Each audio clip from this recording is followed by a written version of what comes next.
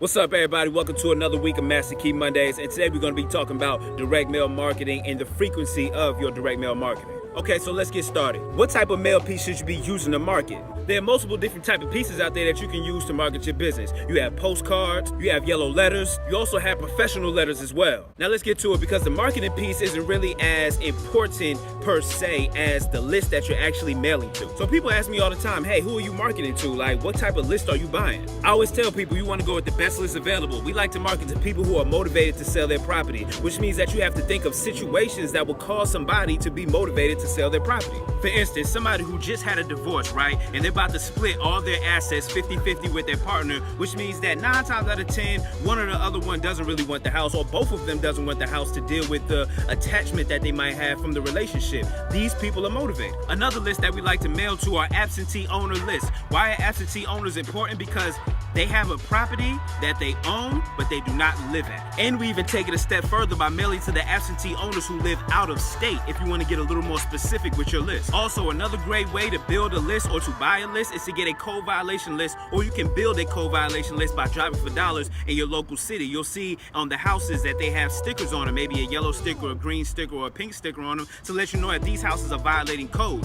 These sellers are motivated because they have lost interest in the property. Another list to think about is a pre-foreclosure list. These are people who haven't been paying their mortgage, they're behind on their payments, they pretty much said, forget the property, I'm moving on. You should mail to these people. These people are motivated to sell because they have no more interest in the property, they're not emotionally attached anymore, and obviously they don't care because they just walked away and stopped making their payments. But outside of all those things, your mail piece and your mail list, the most important thing is the frequency at which you mail that list. So here's a breakdown that you guys can take, use, and implement immediately on how you should be mailing your list. Okay, so let's use the example real quick. Let's just say that you went and you bought 2,000 leads. Okay, now this strategy right here is really for somebody who's on a budget and doesn't really have big marketing dollars to spend on a weekly basis on their campaign. All right, first things first, step one, you want to take that list of 2,000 names that you have and you want to break it down into 4s, 500 apiece. Then what you're going to do is every single week, you're going to take one type of mail piece, whether it's a postcard, a letter, or a professional letter, and you're going to mail that 500 every single week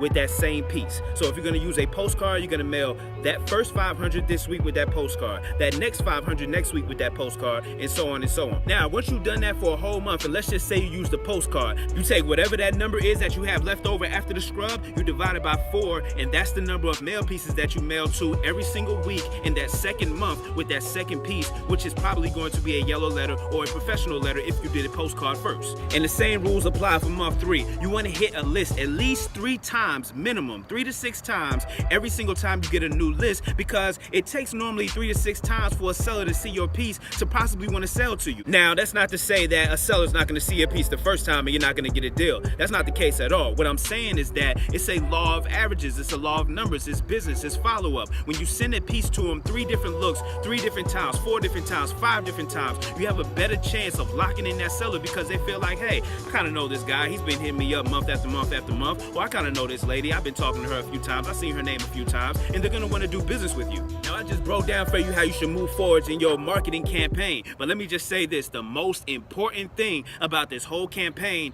is consistency. Consistency. I mean being very consistent. It's just a practice of filling up your pipeline. As long as your pipeline is full, you'll never go hungry. As long as your pipeline is full, you'll never be a desperate buyer. You'll never try to make a deal out of no deal. All right, y'all, that's all I got for y'all today. Remember, keep that pipeline full, keep marketing, keep dropping in pieces, and keep grinding. It's your boy, Mr. Master Key. Peace.